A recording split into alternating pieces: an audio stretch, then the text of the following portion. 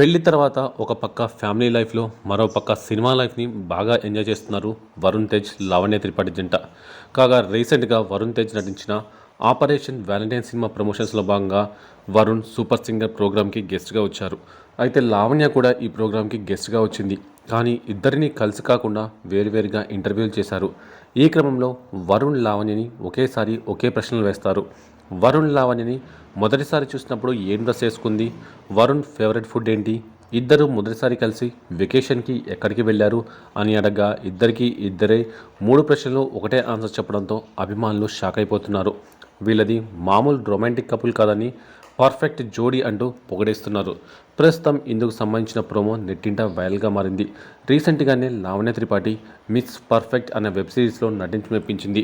రానున్న రోజుల్లో ఓ సినిమా కూడా చేయాలని భావిస్తున్నట్టుగా తెలుస్తోంది. ఇక వరుణ్ లావణ్య గతేడాది నవంబర్లో వివాహం చేసుకున్న విషయం తెలిసిందే.